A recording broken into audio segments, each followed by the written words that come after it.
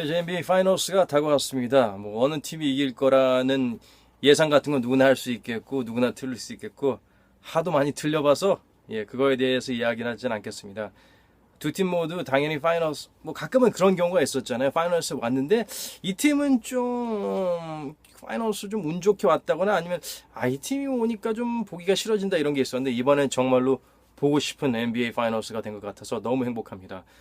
우선 르브론 제임스와 팻 라일리의 관계에 대해서 이야기하지 않을 수가 없죠. 많은 사람들이 얘기하기를 결국에는 마이애미에서 팻 라일리가 르브론을 불렀어요. 위너니까 르브론을 사용해서 확실하게 뭔가 다이너스티를 만들 수 있다. 팻 라일리는 빌더예요. 건축하는 사람입니다. 승리를 건축하고 승리를 위해서 팀을 건축하는 팀 문화를 컬처를 건축하는 그런 천재라고 볼 수 있겠죠. 하지만 르브론 제임스 역시 알파고 그리고 팻 라일리가 거울을 보는 것 같았겠죠, 자신은. 근데 르브론 역시 살짝 독재자고 건축가고 뭔가 자기가 GM을 해야 되는 그런 자기가 보는 이 승리에 대한 설계도가 보이는 그런 선수이기 때문에 처음에는 좋았다가 이제 지내면서 좀 더 N극끼리 만나는 그런 마찰이 있었을 거예요.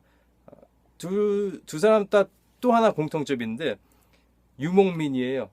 불태우고 있고 냉정하게 등 돌리고 새로 시작하는데 망설임이 없는 사람들이라서 그래서 이제 또 갈 때에도 갈라설 때도 참 안 좋게 헤어졌고 이번에 다시 붙을 때도 뭔가 지금 바로 뭐 얘기하지 않고 서로 되게 존중한다고 얘기했지만 아주 이를 갈고 꼭 짓밟아주고 싶은 그런 구도일 거예요. 그래서 이 결승이 더 재밌는 것 같다고 생각해요.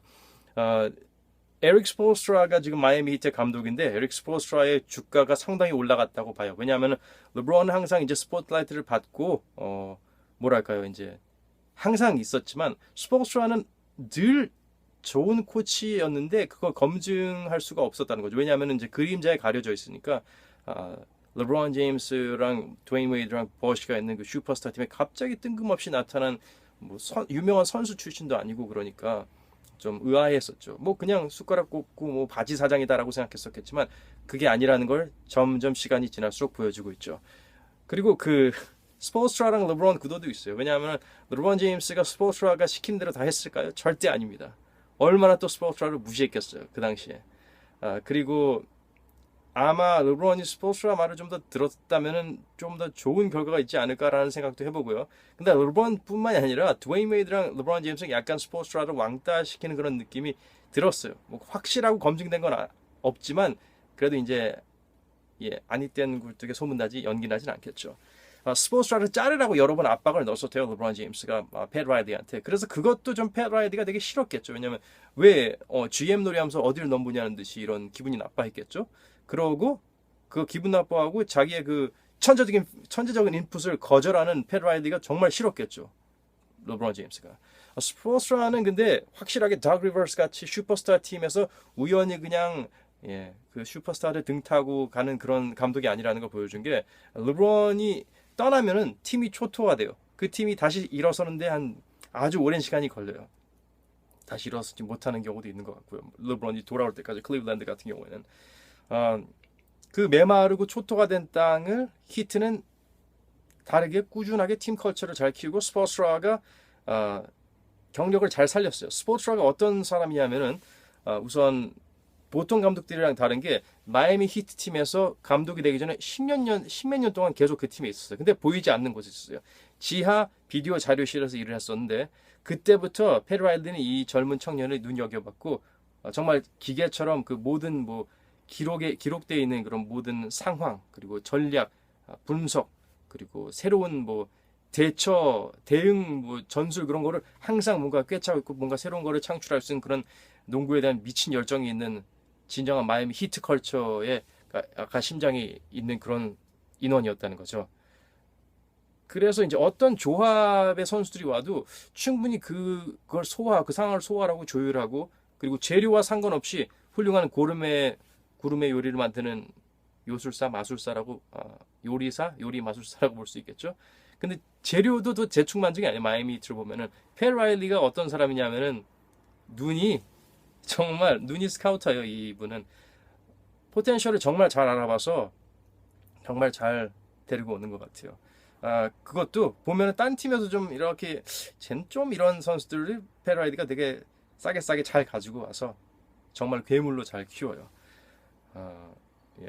레이커스에서도 그랬었고 뉴욕에서도 그랬었고 히트에서도 그랬었고 그만의 색깔로 확실히 팀을 만들면서 뭔가 되게 강하고 악랄하지만 이제 사악하진 않지 이제 좀 터프한 팀이 항상 만들어졌는데 이번에도 다를 바 없는 것 같아요. 근데 또 르브론이랑 부딪히니까 또 르브론이랑 히트 뭐 코칭이랑 그 스태프에 대해서 이야기하겠는데 프런트 오피스 사람들이랑 얘기하겠는데 르브론은 약간 스타트랙을 보셨으면은 스타트랙에 보그라는 종족이 있어요. 보그라는 종족이 뭐냐면은 이 약간 외계인 종족인데 몸을 항상 이렇게 개조하고 그리고 이제 레이저 빔 한 번 맞잖아요. 그럼 그 레이저 빔에 대한 내성이나 방어 체계가 생겨가지고 같은 레이저 빔을 쏘면 안 돼요. 뭐 레이저 빔을 쐈으면은 화염 방사기를 쏴야 되고 화염 방사기를 쐈으면 거기에 또 내성이나 면역력이나 방어력이 생겨가지고 또 뭐 돌을 던지는 그래야 되는 그런 지속적으로 한 번 공격을 안 먹히는 그런 존재거든요. 르브론이 약간 그런 선수죠. 뭐 이를테면 뭐 맨투맨만 하는 NBA에서 갑자기 존 디펜스를 해가지고 어우 막 어떻게 뭐 어떤 선수들은 완전히 이제 멘붕이 올 수 있는데 르브론 한 두세 쿼터면은 그걸 파악하고 거기에 적응한다는 거죠. 그래서 스포스트라는 끊임없이 허를 찌르는 전술을 보여주는 걸 지금까지 플레이오프 올라오면서 보여줬잖아요. 보스턴의 슈퍼스타들 그 길고 빠르고 넓은 스윙맨들 제이슨 테이텀이랑 브라운이랑 그리고 캔버 특히 캔버가 완전히 갑자기 무능해 보였잖아요. 루키처럼 보였는데 슈퍼스타인데 캔버도 나름대로 팀 하나를 캐리했던 그 이유가 있죠. 전술을 계속 바꾸기 때문이고 밀워키의 쿤포가 답답 군보 답답 고구마로 된 이유도 있죠. 스포스트라의 전술이 물론 이제 선수들의 열정이랑 이제 재능도 있긴 하지만 그리고 뭐 마이애미는 뭐 좀 빅이 없다고 보잖아요. 뱀 아다베어 빼고서는 좀 더 뭐 뭐랄까 스몰 포워드 느낌이잖아요. 선수들이 뭐 파워 포워드 센터 같은 선수들이 없는 느낌인데 그래도 이 마이애미 팀이 이 팀으로 이 선수진으로 7풋 7피트 넘는 선수들이 한 3, 4명 있는 밀워키 벅스를 한 명만이 아니라 그 3, 4명을 완벽하게 묶어뒀다는 거죠. 그래서 이번에 뭐 드와이트 하워드나 자발 맥기나 앤서니 데이비스 같은 이 거인들 거의 7피트 되는 거인 빅맨들이 3명 있다 하더라도 결국에는 앤서니 데이비스만 잘 막으면은 지금까지 써왔던 전술을 바탕으로 해가지고 스포스트라가 충분히 중화시킬 수 있다고 봅니다. 예. 플레이오프에서 성적은 뭐 정규 시즌 성적이나 지금까지 왔던 건 좀 다르지만 플레이오프에서 성적은 두 팀이 거의 대등해요. 어떤 면에서 히트가 더 힘든 상대를 싹 다 바르고 왔다고 볼 수 있겠죠. 레이커스는 뭔가 의외로 잘하는 팀들이었잖아요. 뭐 너겟스나 달라스 매버릭스 같은 팀들이 얘들이 이렇게 잘할 줄 몰랐어. 약간 포틀랜드 이렇게 잘할 줄 몰랐어. 이런 거였고 놀라서 거기에 적응하는 그런 거였고 좀 태만해 하다가 놀라서 좀 뭐랄까 이게 쫓기는 마음으로 열심히 하게 된 거였고 그리고 마이애미는 절대 마이애미가 이길 수 없을 것 같은 결승까지 갈 후보들 랩터, 셀틱스, 밀워키 다 결승 후보인데 마이애미가 너무 손쉽게 해결해 버렸잖아요. 7차전까지 질질 끌고 가지도 않았고 레이커스는 두 축이죠. 르브론 제임스와 앤서니 데이비스. 앤서니 데이비스를 저는 별로 좋지 않게 봤었는데요. 약간 좀 비실비실하고 뭐 파워포워드도 아니고 키는 큰데 뭔가 가드 플레이하는 걸 원하고 그런데 근데 앤서니 데이비스가 원래 고등학교 뭐 상급생 때 키가 85, 80밖에 안 돼가지고 포인트 가드로 활약을 했대요. 그런 식으로 계속 농구를 하다가 갑자기 키가 커가지고 얼렁뚱땅 센터도 하게 된 건데 그래서 플레이로 보면은 약간 덩치 크고 느린 케빈 듀란트 같은 느낌이 되게 세요. 근데 그거를 르브론 제임스가 앤서니 데이비스가 하고 싶은 농구를 할 수 있게 만드는 거죠. 딴 데 가면 넌 파워 포워드인데 뭐 스트레치 4, 기껏해야 스트레치 4, 좀 장거리 슛 좀 가끔 쏘게 하는 파워 포워드 이 정도고 어떤 데는 뭐 센터 보라고 하고 그러는데 데이비스가 그걸 정말 싫어하잖아요. 그래서 행복 농구를 할 수 있는 거죠. 앤서니 데이비스는. 하지만 르브론도 지금 커리어상 제일 행복할 거예요. 왜냐하면 스타일이 자기랑 겹치지 않고 그리고 자기가 최적 활용할 수 있는 파트너가 있잖아요. 르브론이 잘하는 거는 상대를 최적 활용하는 게 르브론의 장점이라고 보거든요. 물론 르브론 자체도 잘하고 그러긴 하지만 근데 이제 그렇게 최적 환경을 만들어줬는데 상대가 못하면은 르브론이 자기 게임도 약간 좀 무너지고 그 사람에 대한 신뢰도 금방 좀 삐돌이처럼 삐져가지고 좀 금방 그 신뢰가 탁팍 내려가고 그러니까 근데 앤서니 데이비스는 다행히 그러지 않고 잘 기대에 부응하고 있고 서로 되게 고마워하면서 상생하고 있는데 살짝 어떤 느낌이 드냐면은 그 르브론이 지금까지 파트너였던 느낌으로 보면은 키 큰 웨이드, 키 큰 만큼 물론 르브론이 잘 르브론이 못 잡을 리바운드를 잡고 수비를 더 잘 커버해주겠죠 앤서니 데이비스가. 르브론랑 웨이드는 약간 좀 비슷했지만 이번엔 좀 다르잖아요. 좀 다른 면에서 르브론보다 더 장점을 보일 수 있는 선수니까. 그리고 앤서니 데이비스가 어떤 파트너냐?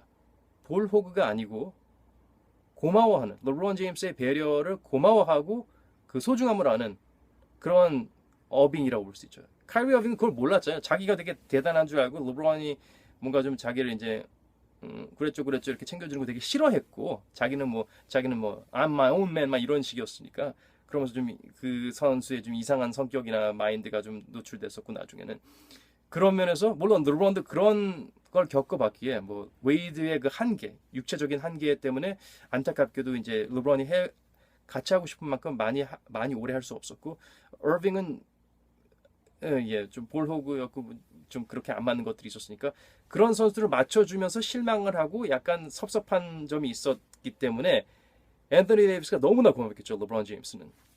그리고 플레이오프만 되면 이제 사라지는 애들이 많잖아요.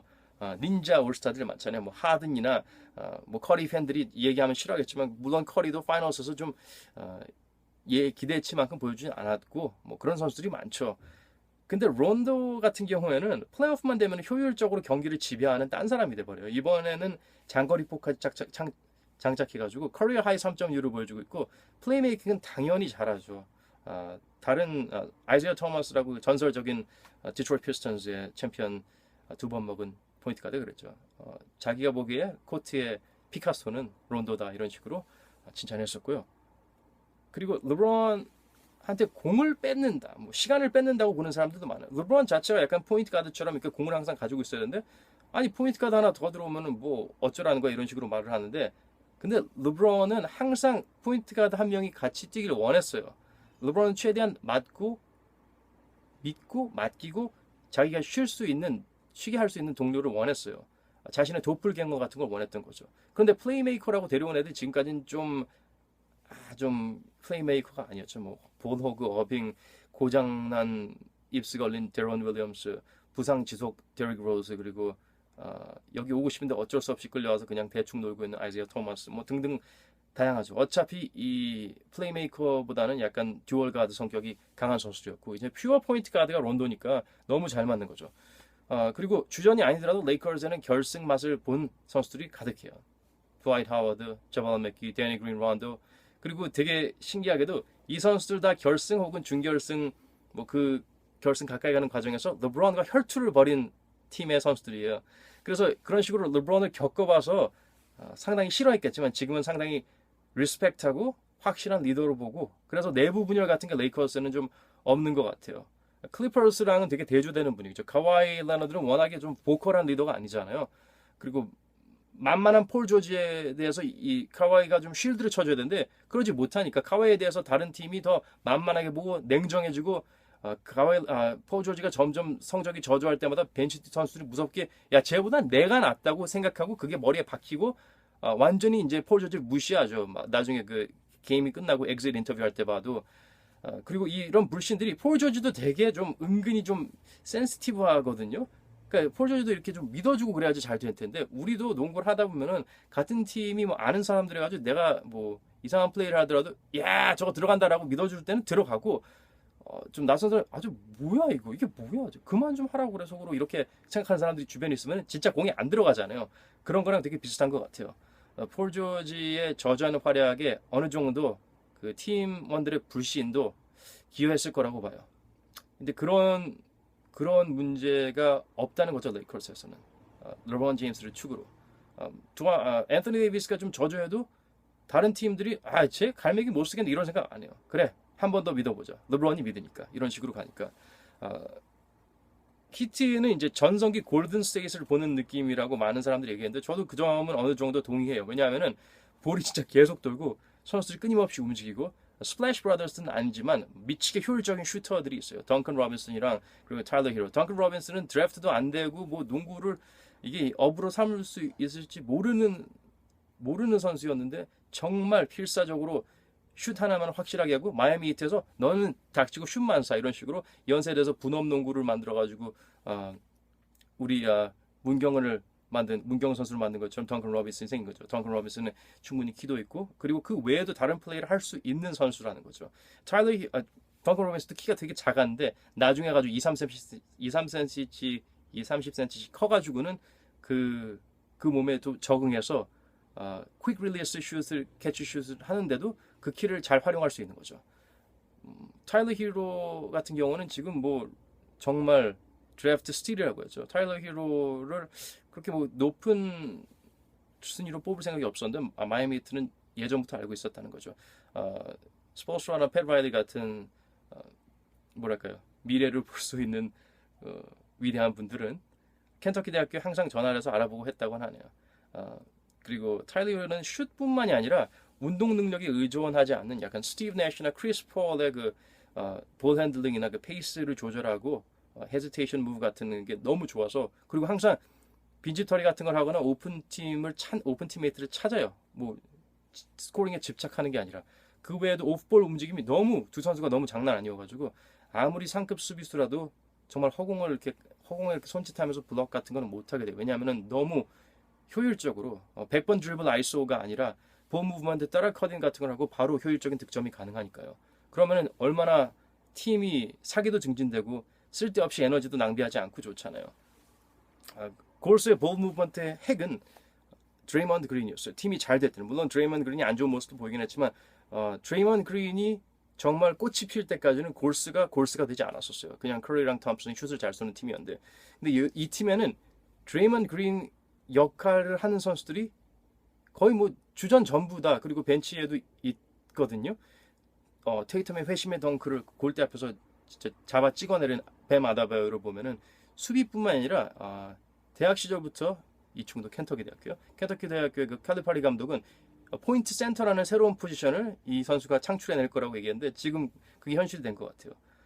패스 같은 것도 너무 잘해주면서 수비도 이렇게 괴물처럼 하는데 공격도 못하는 게 아니라 안 하는 거죠. 이제 제일 효율적인 공격 루트를 찾으니까. 보스턴과 마지막 경기에서는 경기 전 인터뷰에서 약속했듯이 갑자기 득점 폭발해가지고 다들 놀라게 했었죠. 커리 같은 선수는 이제 빅맨이랑 미스매치가 되면 확실하게 200% 득점이 보장되는 선수잖아요.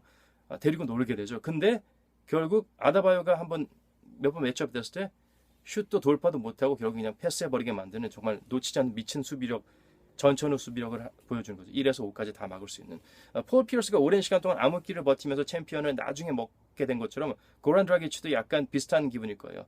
마이애미 히트가 정말 밑바닥도 보고 좀 애매모호한 팀이었을 때부터 잘 버텼는데 항상 믿음직스러웠죠. 부상 투혼도 많이 보여줬고 그리고 아직 초짜일 거의 루키 시즌이나 소포머 시절 때 선지에서 스티브 내시가 주전이었을 때 거의 뭐 몇 분 뛰지 못했는데 되게 중요한 플레이오프 경기에서 코비 브라이언트가 있는 레이커스 전성기 레이커스 상대로 플레이오프에서 갑자기 득점 폭발해가지고 내시가 한 게임 거의 쉬게 만든 그런 미친 포텐셜을 가진 선수였대. 지금도 꾸준히 히트 컬처에 녹아들고 한 명 개인이 아니라 all for one이라는 그런 느낌의 히트의 컬처에 되게 중요한 핵심이자 본보기가 돼 있죠. 루카 돈치치 사람들이 많이 좋아하는데 슬로베니아 선수죠. 루카 돈치치 전에 이미 슬로베니아에서 농구 천재들이 꽤 있고 이 정도라는 걸 보여주고 과시한 선수가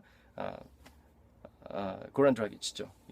지미 버틀러는 말할 것도 없어요. 이제 랩터스의 가와이 레너드가 합류했을 때랑 비슷한데 되게 달라요. 가와이는 어쩔 수 없이 이제 좀 여기로 가 그냥 여기다 버린다는 식으로 이제 약간 던져진 느낌이었는데 때마침 가와이는 그냥 자기 하는 농구를 알아서 하는데 팀이 그게 필요했고 그 팀이 정말 잘 젤하고서는 하나로 잘 뭉치는 그때 들어왔었죠. 지미 버틀러는 미네소타랑 식서스라는 좋은 팀에 간데도 거기에서 너무 답답했어요. 왜냐하면은 농구를 약간 직장으로 출퇴근 개념으로 대하는 듯한 열정 결여 선수들을 보고 너무 신물이 나서 이제 꼰대란 너무 이제 실망을 해가지고 이제 왜 이런지 모르겠다고 자기 얘기를 보컬 항상 이제 의견을 제시하니까 약간 꼰대란 소리를 많이 들었어요. 저 이제 문제가 있는 선수구나 이렇게 얘기했는데 이제 지미가 얼마나 농구를 사랑하고 농구가 전부이고 그리고 당시 미네소타랑 식서스의 선수들은 지미만큼 농구를 사랑하고 농구가 인생의 전부는 아니었다는 걸 확실하게 보여주는 거죠. 지금 플레이오프 결과만 봐도 알 수 있죠. 뭐 미네소타는 플레이오프 근처도 못 오는 팀이니까. 그리고 마이애미에서 그와 주파수가 똑같은 선수들과 구단주가 있는 곳에서 제일 먼저 이 팀이 챔피언 먹는 거라고 자부했어요. 아무도 플레이오프도 못 갈 거라고 생각했을 때. 결정적인 차이를 보자면은 모두가 당연히 챔피언을 먹을 것이라고 믿고 기대하고 그리고 그런 소리만 듣고 그런 압박을 받고 야 못하면 우리 큰일 난다는 듯이 이런 느낌의 결승으로 올라온 레이커스. 그리고 아무도 기대 안 했지만 본인들은 당장 챔피언이 될 거라고 믿어서 흔들리지 않았던 그런 히트. 이 두 팀이 드디어 붙게 됐습니다. 신기한 건 켄터키 출신 선수들이 되게 많아요. 마이애미 뱀 아데바요, 그리고 타일러 히로, 켄터키, LA 레이커스의 라존 론도, 그리고 앤서니 데이비스, 켄터키. 이 전에 되게 화려한 활약했던 선수들도 저마ల్ 머레이, 켄터키, 그리고 요즘에 떠오르는 신성 뭐 데빈 부커, 켄터키. 되게 많아요. 켄터키 찾아보는. 존 캘리퍼리 감독이 정말 훌륭한 것 같아요. 보면은 선수들을 이제 이용하거나 아니면 기대하는 것보다 그 선수들의 미래에 대해서 생각을 많이 해주고 켄터키는 거의 선수들이 오면은 바로 나가요. 1년 맞추고 바로 NBA로 가요. 그리고 NBA로 진출한 선수들이 켄터키의 출신 선수들이 많을 거예요. 아주 상당히. 그리고 이제 패스 포워드라고 할까? 이제 뭐 좋은 일을 하면 이게 돌고 돈다는 게 이게 정말 진리인 게 켄터키 감독이 그런 식으로 하면 야, 너 자꾸 이렇게 1년 동안 애들 열심히 키워가지고 그냥 보내주면 어떡하려고 하냐고 그런 걱정들을 많이 할 거 아니에요. 그리고 선수들이 좋은 선수가 있으면 4년 동안 최대한 이게 자기 실적 올리고 이제 챔피언 먹고 그러고 싶은데 그런 거를 신경 안 쓰고 이 선수들의 미래에만 신경 쓰고 그리고 지금 프로로 간 후에도 연락을 계속 한다고 해요. 칼리파리 감독은. 그리고 NBA가 아니라 대학으로 들어오기 전에부터 어떻게 프로로 진출할 수 있는지 그런 거를 먼저 걱정해 주는 거죠. 왜냐하면 웬만한 선수들은 아마추어로 대학 농구 선수를 할 때는 돈이 없어요. 돈이 안 들어와요. 아마추어 선수는 돈을 못 받게 돼 있어요. 근데 이 선수들은 거의 이게 직업이고 가장이고 그래서 이게 어쩔 수 없는 상황인데 그거를 이제 현실적인 해결책을 주는 거죠. 근데 다행히 이런 존 칼리파리 감독이 이렇게 봉사를 한다고 할까요? 그렇게 한다고 해서 손해를 볼 게 없어요. 그만큼 우수한 은재들이 다 켄터키로 오고 싶어요. 왜냐하면 그런 감독과 함께 뛰고 싶고 그리고 그런 감독이 얼마나 자기를 믿고 챙겨줄 거라는 걸 알기 때문이죠. 그리고 뒤에 보이는 신발은 지금 결승에서 르브론 제임스는 르브론 17을 아직도 신고 있네요. 18도 이제 나왔는데 뭐 17이 잘 맞나 봐요. 주로 르브론이 결승에 와가지고 신발을 바꾸는 경우가 있었거든요. 뭐 르브론 뭐 어쩌고 엘리트 버전이나 아니면 갑자기 솔저로 바꿔 신거나 그런 게 있었는데 17은 정말 르브론이 좋아하나 봐요. 그리고 지미 버틀러는 되게 신발에 신경을 안 쓰는 것 같은데 점프맨 다이아몬드를 플레이오프 때 신고 있다가 이제 보스턴이랑 마지막 경기쯤에서 갑자기 조던 31 저거 로우컷을 신고 있더라고요. 조던 31은 조던 시리즈 중에 거의 망작 중에 망작이라고 부르기도 하는데 뭐 접지가 안 좋고 쿠셔닝이 좀 미니멀한 거 빼고 디자인은 정말 이쁘죠. 근데 조던 브랜드에서는 좋아하지 않겠죠. 왜냐하면 지금 최신 신발 좀 신어주고 그래야 되는데 저렇게 지금은 창고에서도 어디서 찾아보기 힘든 중고장터에서 찾아보기 힘든 조던 31을 신고 있으니까요.